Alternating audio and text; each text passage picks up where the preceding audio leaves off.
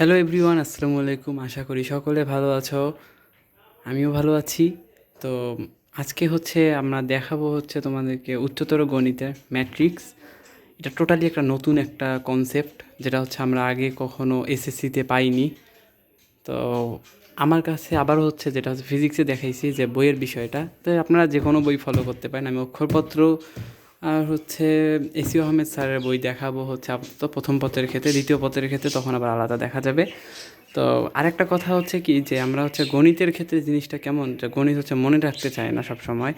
তো আপনার একটা কাজ করতে পারি যে সব অধ্যায় একবার, মানে কোনো একটা অধ্যায় একবারেই না পড়ে কিছু কিছু অধ্যায় আমরা ধীরে সুস্থে পড়তে পারি, একটার পর একটা এইভাবে পড়তে পারি। তাহলেই জিনিসগুলো একটু প্র্যাকটিসের উপর থাকবে, আর জিনিসগুলো ভুলে যাব না।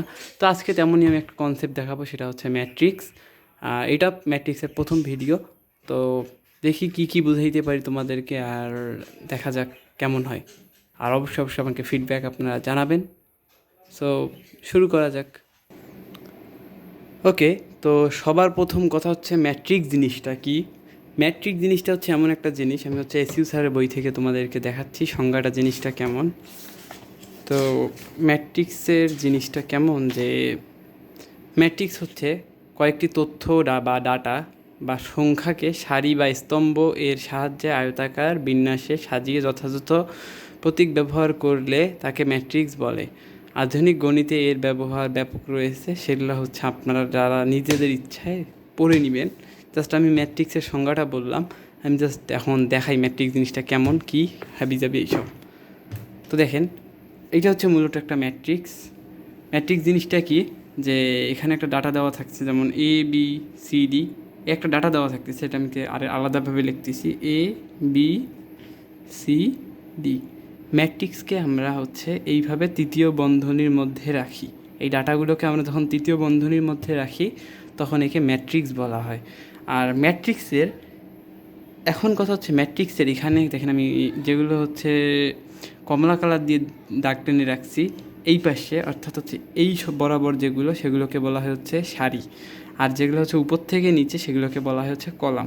তাহলে এখানে দেখেন কলাম এখানে দুইটা আছে, বা এইখানে দেখেন এখানে কলাম আছে তিনটা। এ ডি একটা কলাম, বি ই একটা কলাম, সি এফ একটা কলাম। এখানে তিনটা কলাম আর দুইটা সারি, এ বি সি একটা মানে সারি, আর ডি ই এফ আরেকটা সারি। তো এখানে দুই আর তিন। সো আমরা এই ম্যাট্রিক্সটাকে এইভাবে বলতে পারি যে এই ম্যাট্রিক্সটা হলো 2 × 3। ক্লিয়ার? এই ম্যাট্রিক্সটার লিমিটেশন 2 × 3। তো আর আমরা যখন এই জিনিসগুলোকে ডাটা আকারে লিখি, মানে গণিতের ভাষায় যখন বলা হয়, তখন এইটাকে বলা হয় এম ইন্টু এন। মানে এই তিনটাকে তখন আমরা এন, আর এই দুইটাকে এম। এটা আসলে সচরাচর ইয়েরভাবে ধরা হয়, মানে গণিতের ভাষায় যেটা এটা মনে করেন এখানে কোনো কলাম বা এর কোনো সংখ্যা ফিক্স দেওয়া নেই, যে এখানে মনে করেন এখানে এই পাশে 100টা আছে, এই পাশে 200টা আছে, বা আমরা ওটা জানি না, তখন এই এম এন ধরে করতে হয়, তখন লেখা হয় এম ইন্টু এন। এইভাবে জিনিসটা লেখা হয়। তো এইটাই ম্যাট্রিক্সের প্রাথমিক ধারণা। এখন আসি, ম্যাট্রিক্স গেল এইটা। এখন এই ম্যাট্রিক্সের প্রতিটা সংখ্যা, এই দেখেন এখানে যেমন এ বি সি ডি, এখানে প্রতিটা সংখ্যাকে বা ডাটাকে এক একটা ভুক্তি বলা হয়। ভুক্তি, বুঝছি, আমার এটাকে ভুক্তি বলা হয়। তার মানে এই ম্যাট্রিক্সটাতে 4টা ভুক্তি আছে, এই ম্যাট্রিক্সটাতে 6টা ভুক্তি আছে, এই ম্যাট্রিক্সটাতে 9টা ভুক্তি আছে। তো এই ম্যাট্রিক্সের বেসিক ধারণা। তো ম্যাট্রিক্স জিনিসটা তো এখান থেকে বোঝা গেল। আসলে ম্যাট্রিক্সের কিছু ম্যাট্রিক্সের আর কি উদাহরণ দেখি। যেমন আয়তাকার ম্যাট্রিক্স। এইটা একটা আয়তাকার ম্যাট্রিক্স, কারণ দেখেন এটা A B C D F, মানে সচরাচর এগুলো আয়তাকার ম্যাট্রিক্স। আর এইটা বর্গ ম্যাট্রিক্স। কারণ এখন বলি বর্গ ম্যাট্রিক্স কেন, দেখেন এর এই পাশে কলাম সংখ্যাও তো এটা, সারি সংখ্যাও তো এটাই, মানে সারি আর কলাম দুইটাই সমান সমান, এই জন্য এটা বর্গ ম্যাট্রিক্স। আর যেটা সমান নয়, সেটাকে বলা হয় আয়তাকার ম্যাট্রিক্স। এটা একটা আয়তের মতো, এই জন্য এটাকে আয়তাকার ম্যাট্রিক্স বলা হয়। এখন আমরা যখন ম্যাট্রিক্সের কিন্তু যোগ বিয়োগ গুণ ভাগ সবই করা যায় বলা যায়, তবে যোগ বিয়োগ জিনিসটাই আসলে আমাদের এখানকে মেইন প্রায়োরিটি। তো কেমন করে আমরা আপাতত যোগ বিয়োগ করবো সেইটা আপনাদেরকে দেখে। আমি হচ্ছে এইরকম ছোটো ছোটো দুইটা ম্যাট্রিক্স বানিয়ে নিচ্ছি, যেমন এ বি সি ডি। ওকে, যোগ মনে করেন ই এফ জি এইচ। তো এই ম্যাট্রিক্স দুইটাকে যদি যোগ করতে দেয়, তা আমরা যেভাবে সচরাচর সাধারণভাবে যোগ করি সেইভাবেই যোগ করব। এ আর ই যোগ হবে, এ যোগ ই, এইটা যে যোগফল হবে সেইটা। আর হচ্ছে বি আর এফ যোগ করলে যেটা হবে সেইটা, বি যোগ এফ, মানে যেটার সাথে যেটা যেভাবে আছে ওইভাবে। তারপরে সি যোগ জি, তারপরে ডি যোগ এইচ দিয়ে এটা একটা ম্যাট্রিক্স হয়ে যাবে, মানে যে ফলাফলটা আসবে সেইটাই। এইভাবে হচ্ছে ম্যাট্রিক্সের যোগ করা হয়, আর সেমভাবে বিয়োগ করা হয়। যদি এখানে বিয়োগ বলা হয় তাহলে এখানে হচ্ছে বিয়োগ হবে, সেমভাবে এটাও মানে বিয়োগ হবে। তো এই হচ্ছে ম্যাট্রিক্সের যোগ, মানে ম্যাট্রিক্স যে বেসিক ধারণা এটাই। এখন আসেন ম্যাট্রিক্সের কিছু বেসিক জিনিস জানি। এটা হচ্ছে বর্গ ম্যাট্রিক্সের ক্ষেত্রে হচ্ছে যে এই জিনিসগুলো আমরা জানতে হবে, কারণ আয়তাকার ম্যাট্রিক্সের ক্ষেত্রে এই জিনিসগুলো সচরাচর হয় না।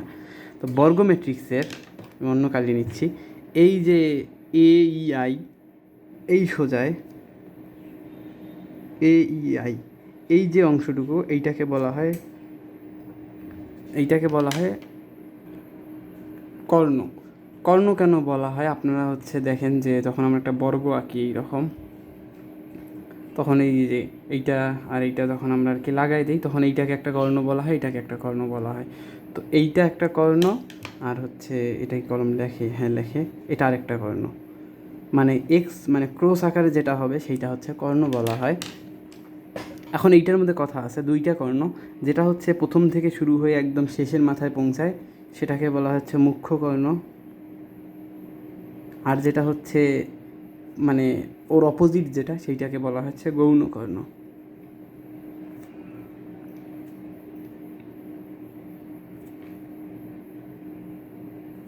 ওকে, তো এই হচ্ছে বর্গ ম্যাট্রিক্সের হচ্ছে বেসিক যে কিছু জিনিসপত্র, সেটা এখন আসি।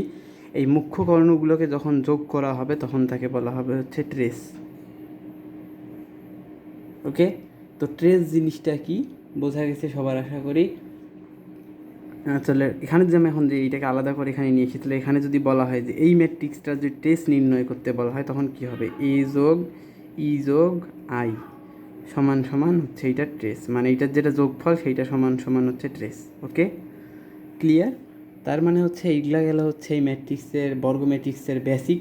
আর আসেন এবার আসলে কিছু জিনিস দেখি, তখন হবে জিনিসটা কেমন, যে এ শূন্য শূন্য শূন্য, বি শূন্য শূন্য শূন্য, সি, এইরকম আকারে যখন কোনো ম্যাট্রিক্স হবে, যে শুধু মুখ্য কর্ণের ওই মুখ্য কর্ণের মধ্যেই মান আছে আর হচ্ছে গৌণ কর্ণ মানে বাকি জায়গায় কোনো মান নাই, তখন তাকে বলা হবে হচ্ছে কর্ণ ম্যাট্রিক্স।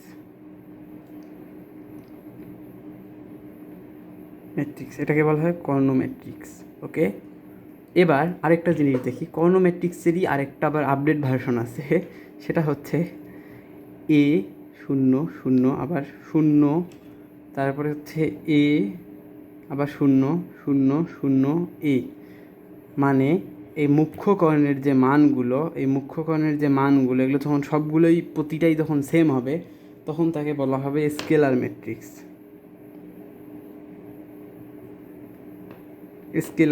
যাই হোক, সো এই হচ্ছে গেল হচ্ছে বর্গ ম্যাট্রিক্সের আরেকটা জিনিস আছে, সেটা হচ্ছে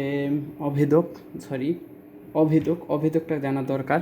যখন সেই এ এর মানগুলো মানে এ থাকবে না, সবগুলোর মান যখন হবে এইরকম, যে 0 0 1 1 0 0 0 1, এইরকম হবে তখন, বা মনে করেন এখানে 2 2 2 আর এগুলো সব 0, তখন তাকে বলা হবে হচ্ছে অভেদক। এটা হচ্ছে অভেদক। অভেদকটা লিখে রাখি।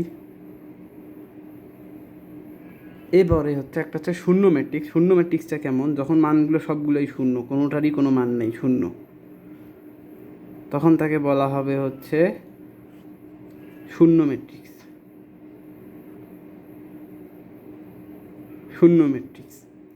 এইটাই হচ্ছে আমাদের ম্যাট্রিক্সের বেসিক যে কয়টা, এইটা হচ্ছে গেল হচ্ছে বর্গ ম্যাট্রিক্সের যে কয়টা কাহিনী আছে সেই কয়টাই হচ্ছে দেখালাম। তো আশা করি ভুল হওয়ার কথা না। তবে আপনারা এখন বই খুলে কী করবেন যে যে কোনো আমি যদি এখানে দিই আপনাদেরকে বর্গ ম্যাট্রিক্স, সেগুলো হচ্ছে আপনারা ট্রেস নির্ণয় করে করে দেখবেন, বা আপনারা নিজেরাই ডাটা দেবেন, দিয়ে হচ্ছে ট্রেস নির্ণয় করে আমাকে হচ্ছে দেখাইতে পারেন, আমি দেখব।